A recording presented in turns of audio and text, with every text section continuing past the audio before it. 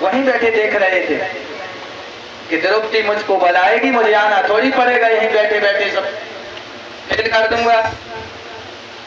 तो द्रौपदी ने ज्यों ही बुलाया, श्री कृष्ण द्वारिका वासिन गोप गोपी जन प्रिया। तो भगवान ने फिर देख दी पर सारी बीच नारी है, नारी है कि सारी है, सारी है कि नारी है, कि नारी है कि सारी है। 10,000 हाथी की ताकत रखने वाला वो दूसरा संग वही परास्त हो गया। 10,000 का बल घटा घटा का 10 गज चीर, और कहाँ करे बेरी प्रबल जहाँ सहाय रघुवीर। जिसके रक्षक रामचंद्र जी हो, कृष्ण जी हो, उसका कोई क्या कर पाएगा। तो पहली भक्ति की धारा का नाम है विश्वास। विश्वासो वर्णम तथा। और दूसरी भक्ति की धारा का नाम है समर्पण। भगवान के प्रति समर्पण का भाव होना चाहिए। जो कुछ ठाकुर जी ने हमको दिया है उसको प्रभु का कृपा प्रसाद मान करके अपने मन में ऐसा भाव लाओ कि तेरा तुझको अर्पण क्या लागे मेरा। ऐसा भगवान का है। संबंध तीसरी धारा का नाम है। भगवान कहते हैं हमसे कोई नाता जोड़ लो तुम लोग, जिसको जो जोड़ना हो। कोई पति बना लो, कोई भाई बना लो, कोई गुरु बना लो, कोई मित्र बना लो। तो कोई नाते जो अनेक मानी है। भगवान कहते हैं कि बहुत से संबंध हैं जो मुझे जिस नाते से भाता है। भगवान कहते हैं, सुखदेव जी कहते हैं 3 प्रकार के भक्त होते हैं। पहला भक्त कौन है? उत्तम क्वालिटी का भक्त कौन है? योगेश्वर बता रहे हैं, सर्वभूतेषु यः पश्येत् भगवान भाव आत्मना भूतानि भगवन्त्यात्मन् सबहि भागवतोत्तमा। वह उत्तम क्वालिटी का भागवत है जो भगवान को अनन्य प्रकार से, जिसकी नजर में कोई अन्य दूसरा ना हो, वही उत्तम क्वालिटी का भागवत है। सर्वभूतेषु यः पश्येत्, जो समस्त प्राणियों में भगवान को देखता है। सर्वभूतेषु यः पश्येत् भगवत भाव आत्मना। वो दूसरा कौन है? बोले दूसरा वह है जो ईश्वरे तदधीनेषु बालसेषु विधुष्टुजा प्रेम मैत्री कृतोपेक्षा यह करोति समध्यमा। ईश्वर से प्रेम करे, दुश्मन की उपेक्षा न करे, उससे भी मित्रता करे और सब पर कृपा भाव रखे। नंबर दूसरे का क्वालिटी का भक्त है। तो तीसरा वह है अर्चायाम एव हरे, जो भगवान की प्रतिमाओं में सब में भगवान को दर्शन करे। 3 प्रकार के भक्त बताए। कर्म अकर्म विकर्मेति वेद वादो न लोक का। 3 प्रकार के कर्म अकर्म विकर्मों का व्याख्यान किया। अब महाराज उद्धव को पता चल गया आगे कि भगवान अब जाने वाले हैं। तो ऐसा करो कि प्रभु से मिलकर के कुछ प्रश्न किया जाए। तो उद्धव जाकर के भगवान के पास पहुंचे और कहा कि मुझे पता चला है कि तुम जाने वाले हो और मुझे भी साथ ले चलना, मुझे यहाँ छोड़ नहीं जाना। तब भगवान ने कहा कि उद्धव, मेरा ना तो कहीं जाना होता है ना कहीं आना होता है, मैं सदा सर्वथा यहीं रहता हूँ।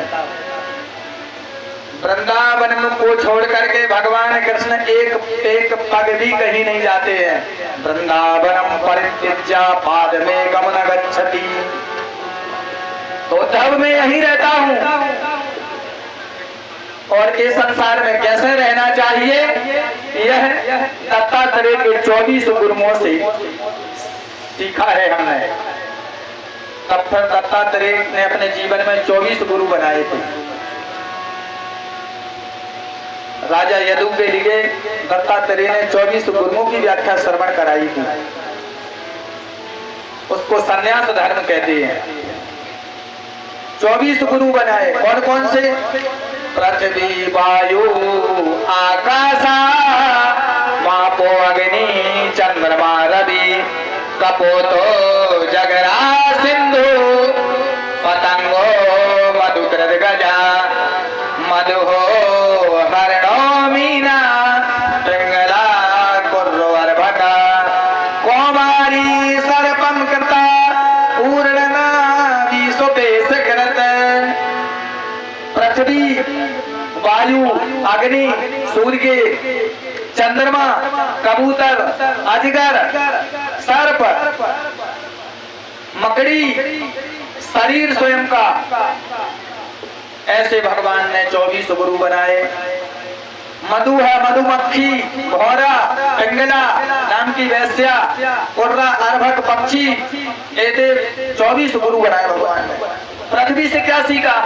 बोले पृथ्वी का नाम ही क्षमा है।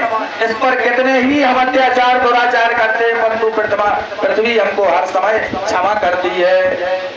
और न कहीं दरार फट जाए तो हमको रसातल में पहुंचा दे, फिर भी माँ के तरह क्षमा करती है।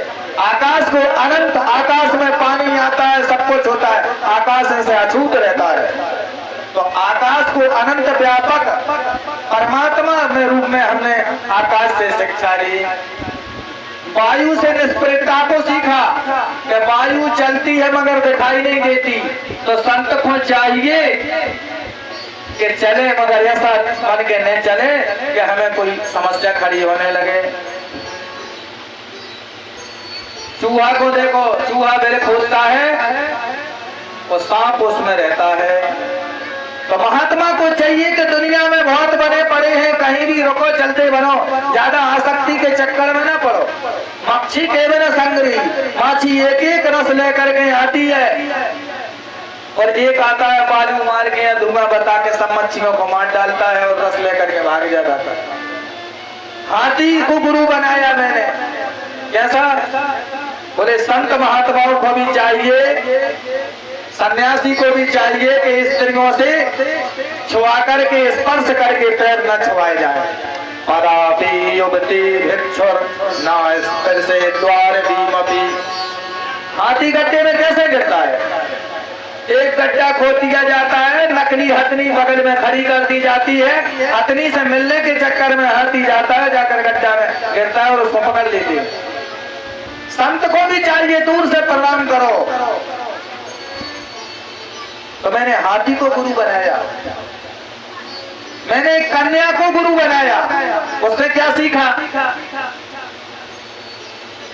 तो कहते हैं कि लड़की को देखने वाले आए यदु से कह रहे हैं दत्तात्रेय जी कि महाराज यदु एक बार एक कन्या को देखने वाले आए, तो घर में चावल तो थे नहीं, धान पड़ी थी। तो लड़की आई, लड़की ने सबको आसन दिया, पानी पिलाया, बोला आप लोग बैठिए। और सास भी आई थी, तो सास ने कहा बेटी अच्छे भोजन बनाओ। तो बच्ची जब भोजन बनाने के लिए गई, उसने देखा कि घर में चावल तो है नहीं, धान पड़ी है तमाम। तो ऊखल में डालकर वो धन को तासे जब कूदने लगी, तो जो सास ने सौभाग्य की चूड़ियां पहनाई थी, वो चूड़ियां बजने लगी, आवाज करने लगी। तो उसने कहा कि अगर ये रिश्तेदार देखेंगे कि धान कूद रही, चावल घर में नहीं है, तो पिताजी की बात नंबर 2 पे आ जाएगी। देखो पिता की इज्जत का जितनी हमारी लड़कियां खबर करती हैं, उतने जो लड़का खबर नहीं करते उनकी इज्जत की। जितनी बच्चियां याद रखती हैं पिता की इज्जत का, उतना पुत्र नहीं रखते हैं। तो महाराज चूड़ियों को उतारना शुरू कर दिया, 4-4 चूड़ी छोड़ दी। अरे भाई हल्ला नहीं करो यार। तो 4-4 चूड़ियां भी आवाज करती हैं, तो पूरी तो उतारना नहीं, सौभाग्य का चिन्ह है। एक एक चूड़ी उतार दी और बस एक एक चूड़ी शेष रह गई। और जब फूटा तो चूड़ी बजना बंद। तो बासे बहु नाम कल हो भवेद वार्ता भयो रपी, एक एव चले तस्मात कुमारिया एव कंकड़ा। संत को भी चाहिए, जैसे 10 लोग हमें इकट्ठे रहेंगे तो कभी ना कभी जमाने की बातें होंगी और आपस में लड़ेंगे। तो संत को चाहिए कि जैसे एक चूड़ी नहीं बजती है तो संत को अकेले ही चलना चाहिए। तो मैंने गुरुओं की लिस्ट में उस कन्या को लिख लिया और मैंने एक वेश्या को गुरु बनाया। अरे राम राम राम। उसने क्या सीखा? बोले पिंगला नाम वैश्यासी विदेह नगरे पुरा। राजा विदेहराज जनक के नगर में एक पिंगला नाम की वेश्या रहती थी, बहुत स्मार्ट, बहुत सुंदर। सुबह 4 बजे रास्ता सज धज के बैठती थी, लाली लिपस्टिक लगा कर लोग आएंगे, पैसा देंगे, मतलब पूरा करेंगे, जाएंगे। अब महाराज रात के 4 बजे से दिन के वही 4 बज गए, कोई नहीं आया। एक दिन उसके मन में गलानी हुई कि राम राम, मैं हाड़ मास के पुत्रों से दिल लगाती हूँ और इतना कहीं दिल मैंने ठाकुर जी से लगाया होता तो आज भी कृष्ण कन्हैया हमारी गोद में पुत्र बन के खेल रहे होते। तो उसने कहते हैं कि हमने आशा का त्याग उस वेश्या से सीखा। तो आशा ही परमम दुखम नैरास्यम परमम सुखम यथा संचित कांतासा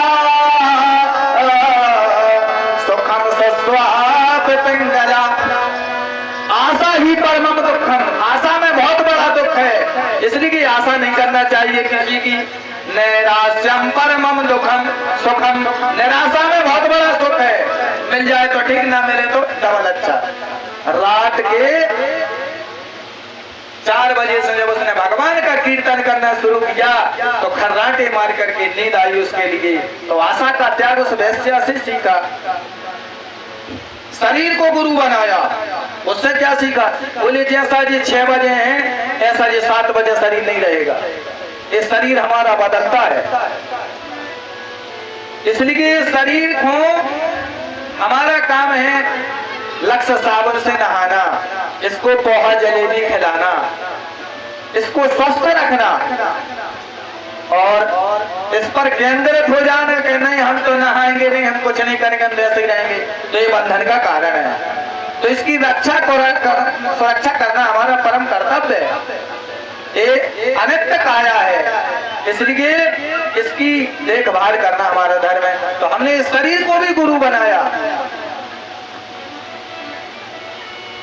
एक दिन महात्मा बुद्ध के पिता को बताया कि तुम्हारा पुत्र होगा तो एक दिन अगर दुनिया का दुख देख लिया तो घर लौट करके घर नहीं आएगा। तो राजा ने बड़ी व्यवस्था की, अपने महल के अंदर ससुराल, विद्यालय, कुआं, तालाब, बावरी, जितनी भी विधि औपचारिकताएं होती हैं सारी सिस्टम अंदर रखा कि लड़का कहीं दुख न देख ले हमारा। 22 साल बाद अब महात्मा बुद्ध का विवाह भी हो गया और एक बच्चा भी हो गया। ध्यान से सुनेंगे, एक बच्चा हो गया। अब मंत्री से कहा राजा ने कि मैं 22 सालों से नाते रिश्तेदारी में नहीं गया, व्यवहार खत्म न हो जाए। अब से इसका विवाह हो गया है, इसका स्त्री में प्रेम हो गया है, तो अब से घर छोड़ के नहीं जाएगा। बोले हाँ हाँ महाराज, ये बात आपने सही कही, अब ये घर छोड़ के नहीं जाएगा। तो बोले मैं जाता हूँ, आप देखना। जैसे ही राजा व्यवहार जगत के लिए गए और इधर महात्मा बुद्ध ने प्रश्न कर दिया मंत्री से कि क्यों मंत्री जी ये 4 बाउंड्री के बाहर कुछ नहीं है? अरे बोले बहुत सुंदर दुनिया है राजकुमार, आप हमें घुमाएंगे दुनिया? बोले हाँ हाँ। तो बोले बैठे रथ में। अब रथ में बैठ गए महात्मा बुद्ध, अब जा रहे हैं। तो सबसे पहले नंबर 1 झोपड़पट्टी दिखाई दी। उस झोपड़पट्टी में एक बच्चा पल्ला में झूल रहा है, रो रहा है। तो पूछा कि मंत्री जी ये क्यों रो रहा है? बोले राजा साहब आप भी छोटे थे तो आप भी ऐसे ही पल्ला में झूलते थे, रोते थे। इसको खटमल खा रहे, मच्छर खा रहे, ये बता नहीं सकता मुंह से, ये रो रहा है। अच्छा बोले हाँ। अब थोड़े आगे और चले तो एक 5 साल का बच्चा पीठ में 7 किलो की पुस्तकें रख करके पढ़ने के लिए जा रहा था। मंत्री जी ये क्या है? बोले आप भी छोटे थे, आप अंदर ही पढ़ने जाते थे, ये पेट भरने की विद्या सीखने जा रहा है। मात पिता बालकन बुलावे, उधर भरे सोई धर्म सिखावे, ये पेट भरने की विद्या सीखने जा रहा है। अब थोड़े आगे और चले तो एक व्यक्ति सूटकेस लेके और छाता लेके धर्म पत्नी को लेकर के ससुराल जा रहा था, माने 4 धाम की यात्रा को जा रहा था। पूछा ये कहाँ जा रहा है, ये कौन है? बोले मंत्री आपकी तो राजा साहब अंदर ही ससुराल है, आप बाहर जाते नहीं, ये अपनी धर्म पत्नी के गांव जा रहा है। अब थोड़े आगे चले तो 60 साल का बुढ़ा सीढ़ी पर बैठा है और कर रहा है खुल खुल खुल। मंत्री जी ये क्या है? बोले वही पल्ला में झूलने वाला बालक एक दिन इतना बड़ा हो जाता है, आज इसको खांसी हो गई, इसको बुखार हो गया। अच्छा मैं भी ऐसा बनूंगा? निश्चित है बनना पड़ेगा। बोले नहीं नहीं मंत्री जी मैं नहीं बनूंगा। अब थोड़े आगे चले तो लोग आरती लेके चल रहा राम नाम सत्य। बोले महाराज ये क्या है? बोले वही पलना में झूलने वाला बालक एक दिन इतना बड़ा हो जाता है, आज इसकी मृत्यु हो गई। लोग इसको अंतिम यात्रा के लिए लेकर के जा रहे हैं। मैं भी मरूंगा, निश्चित है मरना तो पड़ेगा। बोले नहीं नहीं मंत्री जी मैं मरूंगा नहीं। वो रथ से उतर पड़े, रथ से उतर पड़े और जाकर के एक बोधि वृक्ष के नीचे चले गए। वो ध्यान में चले गए कि मैं कौन हूं, जन्म के पहले हम कहाँ थे, मरने के बाद हम कहाँ चले जाते हैं, सोने के बाद हम कहाँ चले जाते हैं, और जन्म मरण का चक्कर ऐसा क्यों है। और जब ध्यान धरा तो याद आ गया कि मैं शरीर नहीं हूँ, मैं बल नहीं हूँ, मैं पैसा नहीं हूँ, मैं एक आत्मा हूँ। और बोधि वृक्ष के नीचे चले गए और तपस्या में लीन हो गए। दोबारा लौट करके फिर कभी घर गए ही नहीं। तो कभी दुख नहीं देखना चाहिए व्यक्ति को। तो अंतिम शरीर हमारा ये गुरु है। और भगवान कहते हैं कि भक्ति से मुझे जो जानता है मैं वह मुझको पा लेता है। अब एक दिन भाव से हनुमान जी जा रहे थे, बैठे थे, अर्जुन आए। अर्जुन ने पूछा अरे कौन हो आप? हनुमान जी ने कहा कि मैं पवन पुत्र हनुमान हूँ। अच्छा अच्छा तुम ही हनुमान हो? बोले हाँ। अरे आपके राम जी ने कोई बड़ा कार्य नहीं किया। क्यों? अरे बोले एक बानर से पत्थर उठवा करके कितने दिन में पुल बांध पाया। तुम होते तो क्या करते? अर्जुन बोले अरे एक बाण मारते 50 करोड़ बाण निकल जाते, बाणों का पुल बन के तैयार हो जाता। अच्छा तो एक बाण अर्जुन ने मारा तो महाराज एक बाण में से 50 करोड़ बाण निकल पड़े और पुल बन करके तैयार हो गया। बाबा ने भी जब जय सिया राम का नारा लगाया तो पहाड़ जैसा हो गया। अब अर्जुन घबराए के तोड़ देगा क्या, तो आंख बंद कर ली, जब करने लगे जय श्री कृष्ण जय श्री कृष्ण। तो भगवान ने भक्त की लाज बचाने के लिए भगवान गरुड़ से बोले कि बेगी चलो गरुड़ मोरे भाई। गरुड़ जी बोले कि दक्षिण में कहाँ खेल चल रहा है, अपन द्वारका में बैठे, इतने जल्दी महाराज हम तो नहीं पहुंच सकते। तो भगवान ने एक गरुड़ पर पैर रखा और एक जाकर के जहाँ यह दृश्य खेल हो रहा था भगवान वहां पहुंचे। और भगवान ने कछुआ का स्वरूप बना के पीछे अपनी पीठ लगा दी और जब बाबा ने जय सिया राम का नारा लगा करके पुल पर लात रखी तो पुल चरमर तो किया पर तो टूटा नहीं। तो हनुमान जी को बोले हे भगत जी तुम्हारा पुल निश्चित रूप से गड़बड़ है, मैं पहले पुल का निरीक्षण करूंगा, क्योंकि मेरी ताकत से मेरे बल से तुम्हारा पुल टूट जाना चाहिए था, क्यों नहीं टूटा। जब नीचे नजर डालकर देखा हनुमंत लाल जी ने तो गोविंद कंधा लगाकर खड़े हैं। हनुमान जी की आंखों से आंसुओं का पनारा बह पड़ा और हनुमान जी जाकर के चरणों में लेट गए कि प्रभु ये क्या कर रहे हो।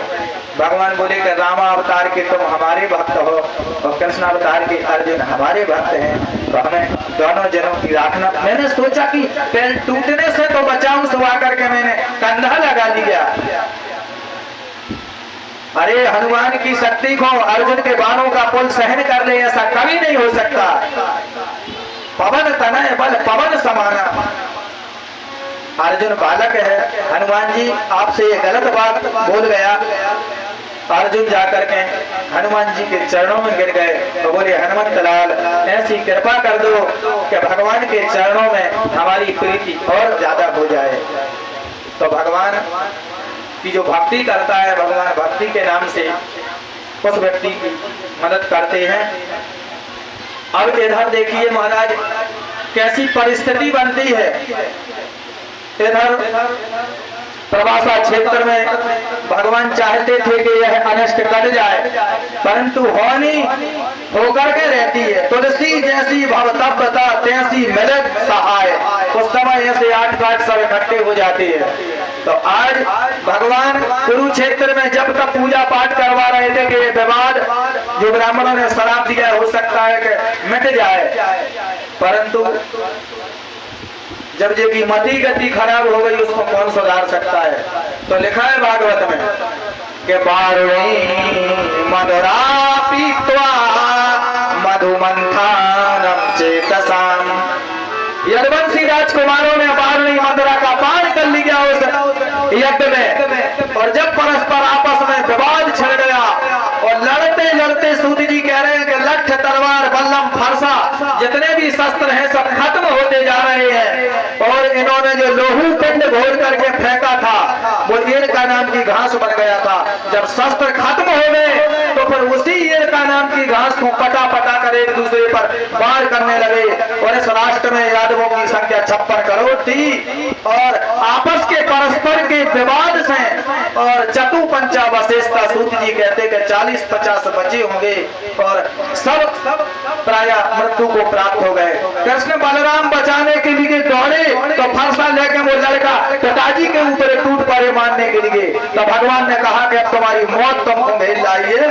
हमने बार बार बचाने का प्रयास किया, इसलिए कि चलो। तो बलराम जी शेष बन करके क्षीर सागर में चले गए, और मेरे गोविंद ने आकर के दाहिने चरण पर बाएं चरण को रख करके दशेन अवस्था में पीपल के वृक्ष के नीचे बैठे थे। तो जो बाण जो टुकड़ा लोहे का समुद्र में फेंका था वही टुकड़ा बाण पर सजा दिया उस भील ने, और गोविंद के चरण को दूर से देखा तो उससे मृगा जैसी आंख चमक रही थी। भगवान को पद्म था पैर में, तो बहलिया ने निशाना साध करके बाण मार दिया, और बाण आकर के मेरे गोविंद के चरण में लगा। बहलिया आकर के चरणों में गिरा और उसने कहा कि महाराज हमसे गलती हो गई, मैंने प्रभु को बाण मार दिया। तो भगवान ने कहा कि मां भर जरे ते तमोतिष्ठा काम एस कृतो या ही तुम मद अनुज्ञाता स्वर्गम सुकृतराम पदम। भगवान कहते अरे तुम क्या मुझे मारोगे, ये मेरा खेल चल रहा है, मेरी आज्ञा से ही तो तूने मुझको मारा है। मां भर जरे ते तमोतिष्ठा काम एस कृतो मैं, मेरी आज्ञा से तुमने काम किया है, अब तुम मेरी आज्ञा से बैकुंठ को जाओ। तो उसको बैकुंठ भेज दिया। अब अर्जुन आगे पानी लेने के लिए गए थे। अर्जुन जितने में बाण घल गया भगवान को, तो अर्जुन ने आकर के कहा मेरे प्यारे मित्र, मेरे प्यारे प्रभु के कोमल चरणों में ये बाण मारने का दुस्साहस किसने किया, उसको मृत्यु दंड देंगे हम। भगवान ने कहा कि अरे गांडीव के चलवैया, क्या मुझे कोई मारेगा? तुम ऐसा करो मेरी जितनी पत्नियां हैं उन सबको राधा रानी के पास में छोड़ देना, तो बेचारियों का कल्याण हो जाएगा। अब बच्चों की तरह रोता हुआ अर्जुन जा रहा था, तो भगवान ने कहा अब जरा इस बलधारी की भी परीक्षा ले ली जाए, जिसको अपने धनुष पर इतना अहंकार था। तो स्वयं अपने शरीर से अनेक गोपों को प्रकट किया, और वही भगवान की पत्नियों को छुड़ाने लगे, और वही महाभारत का सर्वश्रेष्ठ धनुर्धर आज भीलों से पराजित हो गया। भीलन लूटी गोप का वही अर्जुन वही बाण। तो समय बलवान होता है, पुरुष बलवान नहीं होता है। तो आज अर्जुन का काला चेहरा पड़ गया। अर्जुन इतने में दारुक सारथी आ गया। आज दारुक सारथी कह रहा है कि देखो भगवान जब रथ से उतरते थे तो हमारा कंधा पकड़ के उतरते थे, आज मेरे गोविंद के चरणों में यह बाण लग गया। तो दारुक ने कहा अरे मेरे भगवान ये कैसे हो गया? उन्होंने कहा दारुक तुम चिंता न करो, तुम जाकर के कह देना जितने यदुवंशी बचे हैं वो सब मथुरा द्वारका छोड़कर मथुरा भाग जाएं, क्योंकि मेरे जाने के बाद में यह द्वारका समुद्र में डूब जाएगी। तो प्रभु की आज्ञा से दारुक वहां जा रहा है। भगवान का सब लोगों ने सुना, देवकी वसुदेव ने कि कृष्ण अपनी लीला संवरण करके भगवान अपने धाम को चले गए। तो देवकी वसुदेव ने सबने अपने अपने प्राण त्याग दिए कृष्ण के विरह में। और इस प्रकार से भगवान का देवता देख रहे आकाश में टकटकी लगा के भगवान जाते कहाँ हैं। और देखा तो देवताओं ने जरा सी पलक झपी आंखों की और भगवान अंतर ध्यान हो गए। बोलो वृंदावन बिहारी लाल की जय। अभिज्ञात गतिम कृष्णा, जिस गति को कोई न जान पाए, सात शरीर भगवान अंतर ध्यान हो गए।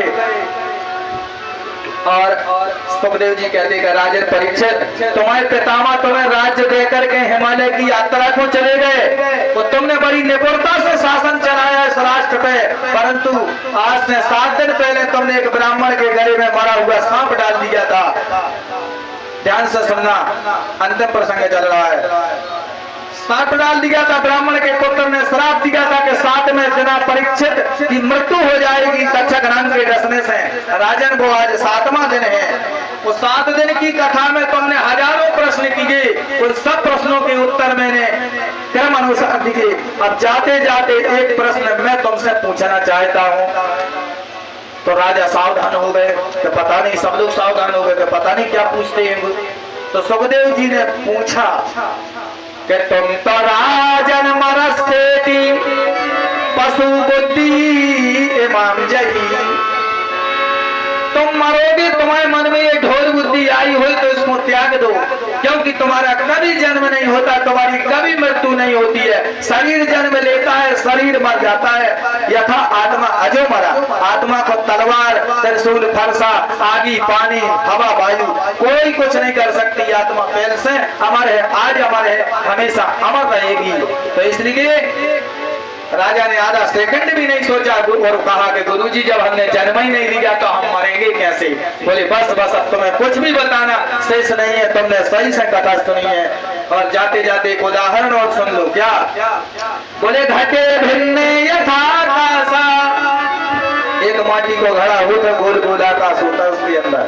घटे भिन्न यथाकाशा, घड़ा का है घटाकाश और भिन्न माने अलग, और उससे एक ऊपर है बड़ा आकाश। तो घटे भिन्न यथाकाशा, एक माटी के घड़ा को छोटो आकाश और एक बड़ो आकाश। घटे भिन्न यथाकाशा, आकाश यस्यादि यथा पुरा। अब वो माटी का जो घड़ा होता है, सुखदेव जी कह रहे हमने वो घड़ा में डंडा मार दो और घड़ा फूट गया। अब बताओ कि वो घड़ा वाला छोटा आकाश कहाँ गया।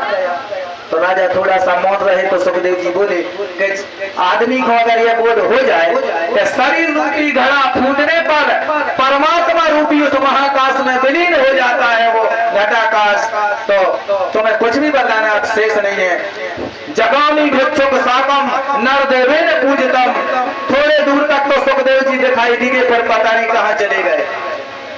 अब हंतु कामो निर्पन गच्छन् तदर्श पथि कश्यपम। अब राजा को डसने की इच्छा से अब नाग चल रहा है अपनी गति से तक्षक। तो रास्ते में मिल गए इनको कश्यप गोत्रीय ब्राह्मण। उन्होंने कहा कहाँ जा रहे हो नागराज। बोले आज परीक्षित को सर्पदंशन होगा। अच्छा तो तुम क्या कर लोगे। अरे बोले राजा की जान बचाएंगे, राजा क्या नहीं दे देगा। तो बोले अगर राजा के तेल हम तुम्हें सब कुछ दे देंगे तो। बोले अगर यही मिल जाए तो बजाए नहीं काहे दूंगा, हमको नहीं जाना। तो तम तर नहीं, उनको धन दे करके ब्राह्मण को लौटा दिया वहां से। अब सर्प चल रहा है, बहुत व्यवस्था की गई थी राजा के यहाँ, मारने वाले लगे थे, सारी विधि थी वहाँ, परंतु सूक्ष्म रूप धर के तक्षक फूल के हार में बैठ करके और वहां प्रवेश कर गया। और जहां महाराज परीक्षित विराजमान थे वहां जाकर के विशाल बन करके उस हार में से प्रकट हो गया। और जो ही दर्शन हुआ तो परीक्षित का जो पंच भौतिक शरीर था 1 मिनट में जल करके राख हो गया। और महाराज परीक्षित चतुर्भुज रूप लेकर के विमान में बैठ करके भगवान नारायण के धाम को चले जाते। बोलिए परीक्षित महाराज की, बोलिए वृंदावन बिहारी लाल की। निम्नगानाम यथा गंगा देवानाम अच्युतो यथा। जैसे बहने वालों में गंगा श्रेष्ठ है, निम्नगानाम यथा गंगा देवानाम अच्युतो यथा। देवताओं में जैसे अच्युत भगवान श्रेष्ठ है, वैष्णवानाम यथा शंभु। वैष्णवों में विष्णु, भक्तों में शंकर जी नंबर 1 पे है। पुराणा नाम एवं तथा। जितने दुनिया में कहे और सुने जाते हैं पुराण, उन सब में भागवत श्रेष्ठ है। और क्षेत्राणाम चैव सर्वेषाम यथा काशी अनुत्तमा। जितने दुनिया में तीर्थ हैं, उन सब में काशी नंबर 1 पे है। क्षेत्राणाम चैव सर्वेषाम यथा काशी अनुत्तमा तथा पुराण त्रातानाम श्रीमद्भागवतम तुजा। पुराणों में भागवत श्रेष्ठ है। अब अंतिम श्लोक के हम 4 भाग करेंगे और सब लोग बोलेंगे, और जितने भी हमारे पाप होंगे, आज हमने 7 दिन की कथा श्रवण की है, और भगवान की कृपा से हमारे सब पाप तत्क्षण भस्मीभूत हो जाएंगे। बोलिए वृंदावन बिहारी लाल की जय। सब लोग बोलेंगे, मैं थोड़ा थोड़ा करके बोलूंगा। नाम संकीर्तनम यस्य, नाम संकीर्तनम यस्य, सर्व पाप प्रणाशनम, सर्व पाप प्रणाशनम, प्रणामो दुख शमनस्, प्रणामो दुःख शमनः, तं नमामि हरिं परम, तं नमामि हरिं परम, तं नमामि हरिं परम, तं नमामि हरिं परम। वृंदावन बिहारी लाल की जय हो। तो यहाँ विस्तार से आपने भागवत सुनी थी, श्रवण की थी। विधिवत आपको पूरे अध्यायों का हमने दर्शन कराया यहाँ पर क्रम से। और यह भागवत अद्भुत ग्रंथ है। भागवत में 18,000 श्लोक हैं, 335 अध्याय हैं। भागवत के 10 लक्षण हैं। सर्ग विसर्ग स्थान पोषण पूति मनवंतर कथा, ईशानु कथा, निरोध मुक्ति और आश्रय।